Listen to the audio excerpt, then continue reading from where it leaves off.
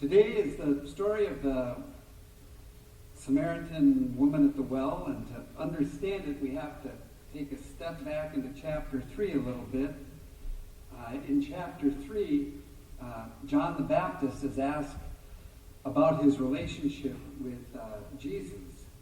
And John the Baptist says, "He who has the bride is the bridegroom. The friend of the bridegroom rejoices at the bridegroom's voice." So he's like saying, I'm the best man at a wedding, but, Jesus is the guy that's getting married. And it's not the only indication that this passage is about wedding bells, because it all takes place at a well, Jacob's well. And the history of wells in biblical lore is thick with weddings. There was Moses, who after running away from Egypt came to a well, and there were a bunch of women there, and he sees this one Zipporah, and goes and finds her dad and cuts a deal, and she becomes his wife. And then there's Abraham, who, when he and Sarah's son Isaac is of the age to be married, he sends his senior servant off back to his homeland to find a wife for him. And he also comes to a well, and there's a bunch of women around the well, and he sees Rebecca. And he goes to Rebecca's father, cuts a deal, and they go back. And then Isaac and Rebecca have Jacob and Esau, the two brothers. You remember them. Jacob stole the birthright and the blessing of Esau, and Esau got so ticked off that he said he was going to kill him. So Jacob takes off to his mother's home territory, and there he comes to a well, and he falls in love with Rachel, and cuts a deal which was a little more difficult than the other deals, but we won't go into that. The very well that we're at in today's text is Jacob's well. So guess what? We got a wedding thing happening here. Who's getting married? Well, let's see. It starts out with Jesus asking the Samaritan woman for a drink. And she's a woman with attitude. I like this woman. She says something like, "Who do you think you are, you Jew, asking me, a Samaritan, for a drink? Don't you know? We don't share the same utensils. We don't eat off the same plates. We don't use the same buckets to bring things up the well, It's like segregation." Well, she is simply living out the great cleavage that has been between Samaria and Israel for centuries. History alert, I'm going to do a little bit of history here. You go back to King David, who is the heyday of Israel, and even Jesus' line comes through King David. And so the central, the most important authority is David. David is from Judah in the south, where Bethlehem is. Samaria is in the north. After King David comes his son Solomon. They reign over all of Israel. And when Solomon dies, his family has a falling out. And the north, the 10 tribes of the north, secede from the south. And they start their own country. They have their own royalty. They have their own religion. They build a temple that rivals the temple in Jerusalem. They have their own priesthood that rivals the priesthood in Jerusalem. They are making themselves out to be just as good, if not better, than Israel itself. And the way that they make it better is they don't go back to David. That was just a couple generations ago. Who gives a rip about that? We're going back to the real authorities. Abraham, Isaac, and Jacob, the patriarchs of Israel. And so their saints, so to speak, are those folks. And over the centuries, the bile and the rage grows between these two groups. As prejudices are lifted up and hardened for the sake of their own identity as opposed to the other. So here's Jesus. He's gone over a boundary into Samaria to Jacob's well, and he is talking to this woman, and she is speaking to him out of this cleavage that has been hardened for all of these centuries. But of course, these kinds of prejudices that develop, that feed the survival needs of two groups, there's a sense in which this is just ordinary human consciousness, right? We've seen it throughout history as the world has been regularly divided into competing groups with competing loyalties. Christians against pagans, Catholics against Protestants, true believers against heretics, males against females, people without color against people with color, heterosexuals against homosexuals. In the insecurity of human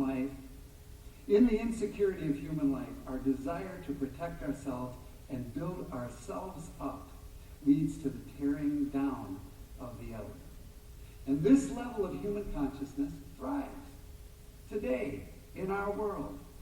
And by many, many people, this level of consciousness is seen as the level of consciousness from which our problems should be solved. But the problem with that is that when you're working at this level of consciousness where my identity is over and against the identity of you and yours, in order to solve that, you have to have a funeral. You got to do away with the other eventually, or at least act as if they are dead, right? That's where that level of consciousness, the ordinary level of human consciousness goes. But this story isn't about funerals. It's about weddings. So the Samaritan woman, who are you? A Jew asking me, a Samaritan for a drink. But Jesus responds by offering her living water. It's a synonym for the spirit that binds all human life together. So he is trying to elevate the conversation into something else other than these two groups that she's talking about. But she responds by saying, are you greater than our ancestor, Jacob, after whom this well is named? She can't let the argument go. Her identity depends on it. Jesus responds by saying, those who drink from Jacob's well, they will thirst again. But those who drink living water, the water of the Spirit that binds all humankind together, they will never be thirsty. And I love it. When Charlie read this, it's so great. Because when you read this, it sounds like it's just kind of a normal conversation, You know how you picture kind of stick figures in the Bible. You kind of see her saying, oh, how wonderful. Couldn't you then give me some of this water, oh great one? Okay, this is not how she's talking. She's saying, oh, right? Yeah, right.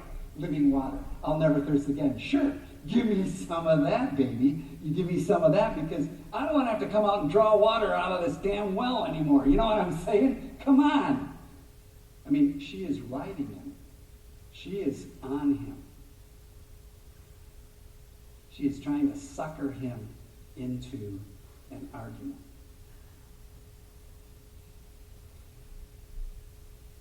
So, Jesus responds by saying, call your your husband and come back. Very weird response. I mean, if you were writing a play, okay, that would be a very weird response right at that point. Call your husband and come back. Jesus is leaning into this wedding theme. I have no husband, she says. You're right, Jesus says. You have 5 husbands, and the one you have now is not your husband. And it sounds like it's kind of a parlor trick, you know. I'm going to tell you something about your life, and you're going to be wowed. But the truth is that it's a reference to 2 Kings 17. When, another history alert, you got more history coming here. The king of Assyria has conquered the north of Israel. Judah, the south, has been an ally with Assyria. So they don't conquer the south. They just conquer the north. And they take away all the leadership so as to keep rebellion from happening in the country. And then the king of Assyria brings 5 other people from 5 other nations into this area to help populate it. Because, of course, he's taking them away from places that he has conquered so they won't rebel there. And he's settling them in this new place. All of which sounds wonderful and fine, except that they bring the gods from their own cultures into Samaria. And then they intermarry. So there's an allusion here to the unfaithfulness of the people in Samaria to Yahweh, the God of Israel. So she switches the conversation back to the split. Where should we be worshiping? And there's a temple on Mount Gerizim here in Samaria, or should we worship at the place in Jerusalem? And then Jesus goes into this, these sentences that say the time will come when you won't worship God in either place. The time will come when you won't identify yourself over and against others. The time will come when you see your identity in a new consciousness, in which God claims all people to be your brother and your sister. That is, worship God in spirit and in truth. In other words, God is not defined or contained by buildings like this. You see what I'm saying? God is not contained by the temple in Jerusalem or in Gerizim. Those don't make any difference. God is not contained by this book here that we have. God is not contained by this. God is not simply a function of the rituals that we have together. Nor is God simply a function of the rituals of other religions. I mean, this is an enormously powerful thing that Jesus is saying in the light of the world in which he lives. It is remarkable. And she hears this, and she has one last-ditch attempt to win this argument. And she does what a lot of us do when we're losing an argument, or we can't even get people to argue with us. We invoke God. Well, then, you know, what God really thinks is. But she changes it a little bit. She doesn't say that. She says, well, when the Messiah comes, the Messiah, you know, the anointed one of God, when the Messiah comes, we'll find out, won't we? A little bit of a teaser, you know. When the Messiah comes, the implication is, we'll all discover that Samaritans have it right. We'll all discover that you guys over there in Jerusalem can go take a long walk off a short dock. Yeah, because don't you love it when you get to that place in an argument? You know you've lost it already before you even say it. And then John has Jesus do this remarkable thing. He says simply, Jesus says, I am he. Now, as we read that, you could hear that as Jesus saying, I'm the guy, I'm the one, you should be happy because you met me. Isn't that wonderful? But you see, this is the first of the I am statements in the Gospel of John. He says, I am the way, the truth, and the life. He says, I am the light of the world. There's a whole, I am the good shepherd. There's a whole series of I am sayings. This is the first one. And do you know what is being retrieved? It is the word I am. You remember Moses in the burning bush? When Moses says to God, okay, God, you want me to go and talk to slaves about opposing the Pharaoh and leaving the country? Who should I say sent me to do that? Because right now I'm not thinking I have much of a chance. And God says, you should say, I am sent you. What? He calls himself I am, the verb being.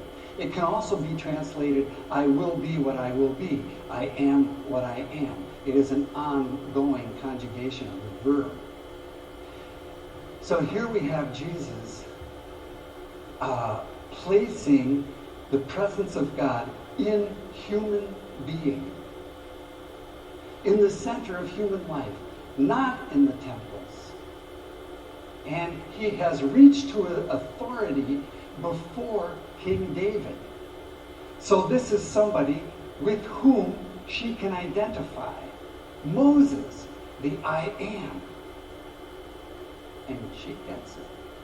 Suddenly it's like, boom, the light goes off on her head, in her head, on her head. The light goes off in her head, and she is blown away. The disciples come and they do their usual do kind of a thing, as they often do in the Gospels. And after they're done doing that, she is so full of joy she can't contain herself, and she runs into town and she says, whoa, you can't believe what just happened. Everything has changed. I'm not the person I thought I was. You aren't the person you thought you were. We belong to one another. We belong to God. It's a wedding after all. And you know why I think she had all this energy? I mean, one thing is, of course, the faithless, quote, Sumerians, had the other gods. They'd worship other gods. And if you read it on the level of her having husbands, there's been faithlessness there. But she's accepted anyway. But it's not just acceptance. There's so much more wrapped up in this. When you enter into this other level of consciousness, you no longer are having to spend energy opposing other people. You are no longer identifying yourself as opposed to someone else. You're no longer having to think of what the arguments might be that I have to come up with in order to be in your presence because you and I have different identities. No. All of that is gone. It frees life. It opens you up to be, simply be. In the first service today, Bill Ross had his cousin and his cousin's wife here from Prince Edward Island, over the border. Canada! And then right over here where Joyce was sitting, Sim was sitting. And Sim's from Thailand. And I said, Sim, are you from Asia? She said, yeah, I'm from Thailand. She said, I've been here 29 years. And then I looked over at our organist, Norman. I went, what the heck? He's from Jamaica. Anybody else here born out of the country? Yes. Where were you born? In Bogota, Colombia. Welcome. And you were born in Caracas, Venezuela. And you were born Brockville, Ontario. Who am I missing? Oh, yes, of course, man. Nuremberg, Germany. Ba, ba, ba, ba, ba, ba. Sing with me. Ba ba ba da, ba ba ba da, ba ba ba da, ba ba da, ba ba da. It's a wedding, you see. The new consciousness, every person that you meet, you marry. Not that the two shall become one and remain one. Of course, you still stay two. You still keep your identity, but it's a new identity. This is the new consciousness to which Jesus calls us. Amen.